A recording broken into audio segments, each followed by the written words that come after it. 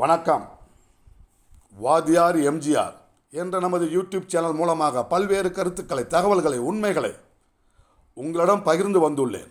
அந்த அடிப்படையில் நேற்றைய தினம் மத்திய நிதி அமைச்சர் மரியாதைக்குரிய நிர்மலா சீதாராமன் அவர்கள், நம் தமிழகத்தைச் சேர்ந்தவர், இந்திய திருநாட்டிற்கான பட்ஜெட்டை 8வது முறையாக அவர் சமர்ப்பித்திருக்கின்றார். ஒரு தமிழ்நாட்டைச் சேர்ந்தவர், திருச்சி ஸ்ரீரங்கம் பகுதியைச் சேர்ந்தவர் 8வது முறையாக பட்ஜெட் தாக்கல் செய்தார் என்ற சிறப்பை தவிர வேறு ஒன்றும் அதில் இல்லை. அதுக்கு பேர் பட்ஜெட்டா? தமிழ்நாடுங்கிற பெயரே வரலையே. இன்றைக்கு இந்தியாவினுடைய வளர்ந்த மாநிலங்களில், மிக முக்கியமான மாநிலங்களில் ஒன்றாக திகழ்வது நம் தமிழ்நாடு. தமிழ்நாடு எண்ணற்ற திட்டங்களுக்காக மத்திய அரசிடம் நிதி கோரி இருக்கின்ற நிலைமையில் மத்திய அரசின் அந்த பட்ஜெட்டில் ஒரு திட்டத்திற்கு கூட ₹1 கூட ஒதுக்கவில்லை என்று சொன்னால் இது மாற்றாந்தாய் மனப்பான்மை அல்ல.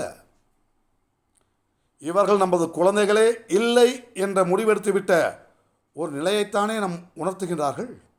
நாம் உணர வைக்க வேண்டிய நிலைக்கு தள்ளப்படுகிறோம், ஆளாக்கப்படுகிறோம் என்று சொன்னால் இது தவறல்லவா?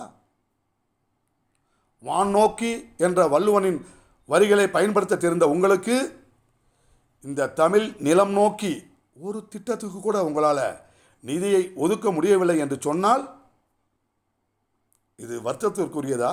இல்லை, கடும் கண்டனத்திற்குரியது. போய் பாருங்கள், ஒவ்வொரு மாநிலத்துக்காரங்களும் அவங்கவுங்க மாநிலம் முன்னேற வேண்டும் என்பதற்காக எத்தனை திட்டங்களை எல்லாம் அவர்கள் கொண்டு வந்து நிறைவேற்றி இருக்கின்றார்கள் என்று கடந்த காலங்களில் சென்று பாருங்கள். ஆனால் என்ன காரணமோ தெரியலைங்க. காங்கிரஸ் அரசு இருந்தாலும், மத்தியில் பாஜக அரசு இருந்தாலும் தமிழ்நாட்டை வஞ்சிப்பதை வாடிக்கையாக வைத்திருக்கின்றீர்கள் என்று சொன்னால் தமிழன் வரி கட்டுவதற்கு மட்டும்தானா? தமிழனே தன் சொந்த வரவு செலவிலே அனைத்தையும் நிகழ்த்தி கொள்ள வேண்டும், அனைத்து கட்டமைப்பு வசதிகளையும் உருவாக்கி கொள்ள வேண்டும் என்ற நிலைக்கு தள்ளப்படுவான் என்று சொன்னால் அது எப்படிங்க சரியாக இருக்கும்? இது ஜனநாயக நாடு தானே. நீங்கள் ஏன் அந்த மாநிலத்துக்கு அவ்வளோ செஞ்சீங்க, இந்த மாநிலத்துக்கு இவ்வளோ செஞ்சீங்க நாங்கள் கேட்க தயாராக இல்லை. எங்களுக்கு ஏன் ஒன்றும் செய்யலை? என்ன காரணம்? தமிழ்நாட்டை புறக்கணிப்பதற்கான காரணம் என்ன? தேவை என்ன? நீங்கள் தமிழ்நாட்டை சேர்ந்தவர்கள் தானே. உங்கள் உடம்புல தமிழ் ரத்தம் என்பது எங்கேயாவது ஒரு மூலையில் ஓடிக்கொண்டு தானே இருக்கும். சிந்தித்திருக்க வேண்டாமா? சீர்தூக்கி பார்த்திருக்க வேண்டாமா? இல்லை, தமிழ்நாட்டுக்கு நான் இந்த திட்டமெல்லாம் நிறைவேற்றலாம்னு இருந்தேன், மற்றவங்க முட்டுக்கட்டையை போட்டாங்கன்னு அந்த உண்மையை சொல்லுங்கள்.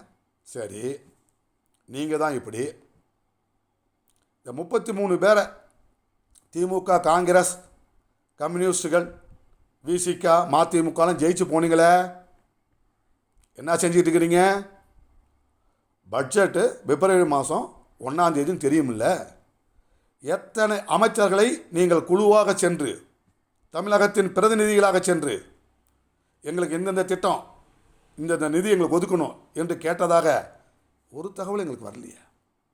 நாளைக்கு பட்ஜெட் விவாதத்தின் பொழுது அவையை முடக்கினார்கள், அடக்கினார்கள் என்று வெற்றுக்கூச்சல் போட்டு தமிழக மக்களின் உணர்வுகளை காயப்படுத்தாதீர்கள்.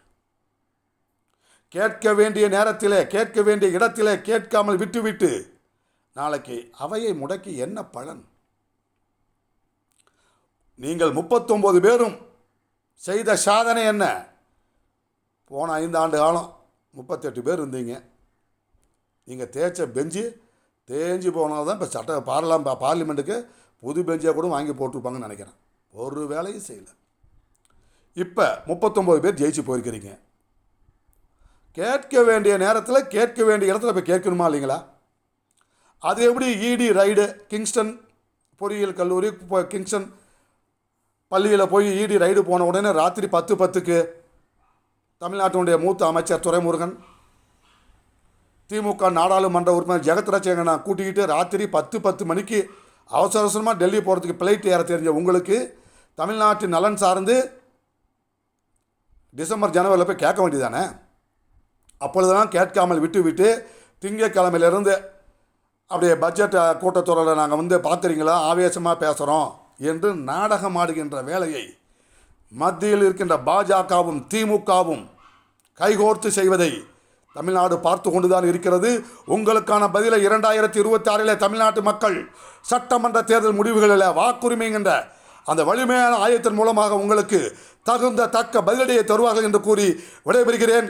நன்றி, வணக்கம், வாழ்க தமிழ், வெல்லட்டும் தமிழ்.